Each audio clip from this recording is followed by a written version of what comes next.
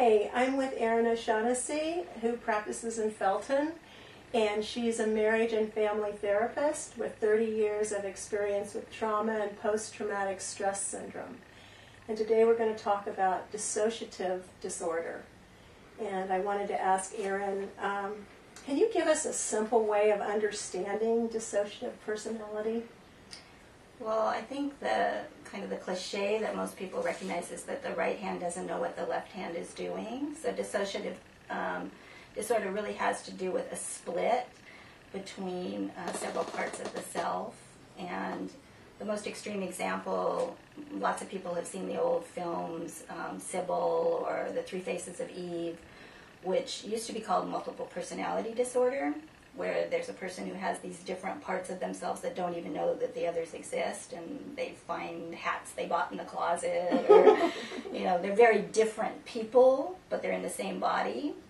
And that has actually been changed more recently to dissociative identity disorder, because it is the ultimate example of dissociation. For most people, it's a much more subtle experience than that. All of us have a tendency when something is overwhelming or extremely painful or embarrassing, shaming, hard to cope with, to compartmentalize that scary experience or that hurtful experience and to try to kind of keep it over there. Mm-hmm. So to the extent that you have an experience that you couldn't deal with at the time, or that you had to do some action, like for people in war situations or a catastrophic kind of an experience, you have to take action, you have to get on with your life, you have to deal with the situation. So the part that's traumatized kind of gets set aside and it's split off. That's basically what dissociative means.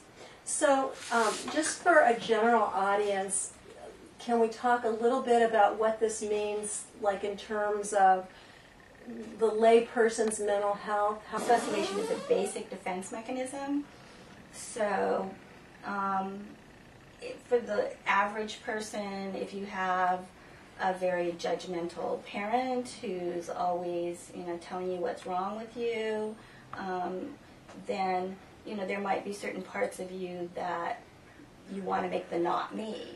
Like if you're shamed for, you're going to be a little slut, mm-hmm. If you have a father who's hyper vigilant about that, the person on the surface might become very proper and, follow all the rules and seem to be very sweet and innocent, but then there's this part of themselves that they kind of buy into, that there's a shame around, that's the slut.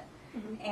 And what tends to happen is that part that gets compartmentalized then sneaks in the back door, because if you're not consciously dealing with something, then it comes out either through behaviors that surface when you're not intending, or through the body. So, one thing that will happen is that if you're feeling judged all the time, you may start to really feel like you have to walk on eggshells and be very, very cautious about anything you say and do, and you'll start to feel like you're kind of in a straitjacket. You stop really breathing fully, and you find yourself feeling a lot of anxiety because there's this underlying sense that at any moment you could do something that was not going to be approved of and you'd be in trouble, kind mm-hmm. of like it was when you were little. Mm-hmm.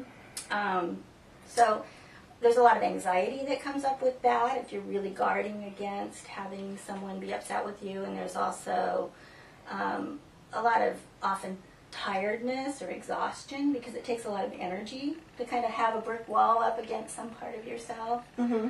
It can also lead to depression, because a lot of your life force is being channeled into holding something at bay, and you're not really accessing your own juice or your own libido or your own mm-hmm. sense of what you want. Mm-hmm. So it comes out in this sort of people-pleasing, always kind of having the feelers out there to see what other people are thinking or wanting, and then trying to adjust to that. So I'm thinking, like, it's sort of, in a sense, is it like, I know I've used the metaphor of being in a fog. Well, yeah, I think the being in a fog image fits in the sense that you're really not connecting to your own center of gravity. You're not really connecting to your own gut. You're not really connecting to your own heart because you're so busy trying to figure out what is going to happen out there, or what somebody else wants from you. So it can be very immobilizing, because if there isn't an external demand, then you're not referencing your own inner need or your own inner impulse. Mm-hmm.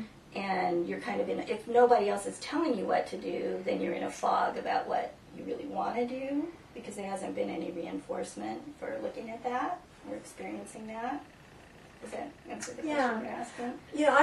I was also thinking about, how people make insights, or, what is your insight? Like, for me, I might have gotten an insight that I'm defensive and try to be less defensive. And so I was thinking that perhaps a bridge to knowing yourself better is, body awareness and the breath. And therefore it gives you a moment to pause to observe yourself.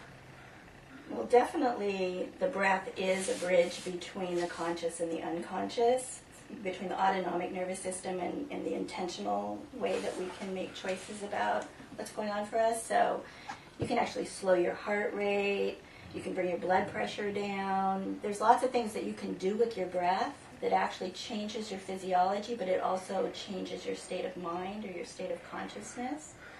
And it's also true that sometimes your body will just give you an alarm system that says, this is what you need to have an insight about. Like, an interesting story for me about my body telling me something was, I was working in a system at one point that was extremely dysfunctional, and the whole mood of the atmosphere was that everybody was supposed to keep their mouth shut, basically. You're not really supposed to talk about what's wrong, like the emperor has no clothes. And I found myself having this intense case of TMJ, which is where your jaw locks up. And it really literally got so bad that I couldn't put a soup spoon in my mouth. I had to, go see a doctor to try to figure out why I couldn't get my mouth open. And he's, asking me questions about, well, what was the onset, and if I ever had symptoms like this before. And in the midst of trying to talk about what was going on and feeling into that experience, I realized, oh my God, I'm just making too strenuous of an effort to keep my mouth shut. It's like my body is now doing it for me. And so what the mind forgets or doesn't notice, the body remembers.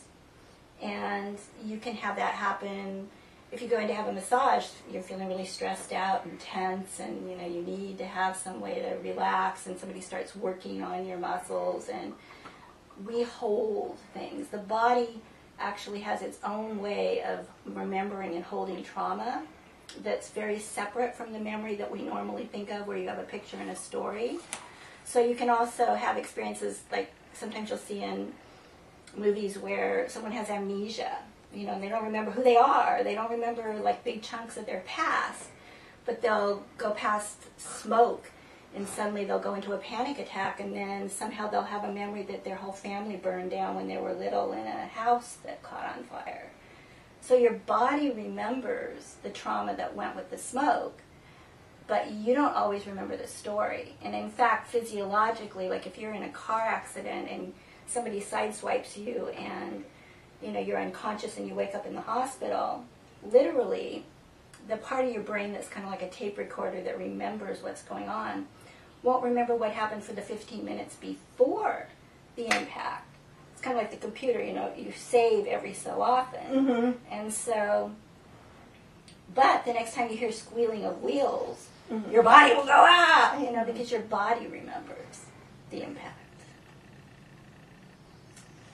So I'm thinking that people may not actually relax their body. They don't, I'll do an exercise where I really relax my back and let it sink into the ground.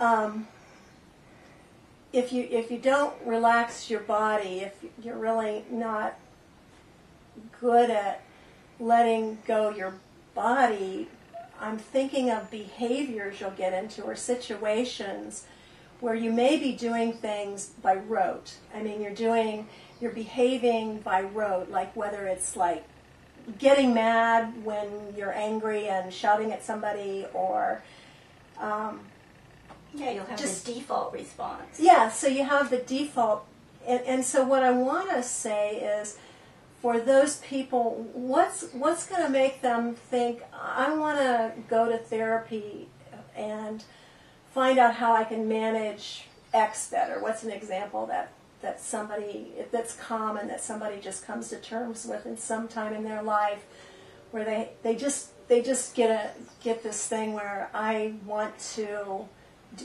have this happen in my life? Well, I think sometimes people will end up modeling the behavior that was done to them, because we learn our coping strategies from the people that were around us too, and we tend to identify with the perpetrator. I think that phrase is kind of commonly heard, that, if you have a weak mother and a strong father, and your father is the one who, ends up on top, then you're going to internalize that way of trying to have some sort of control or power in the situation.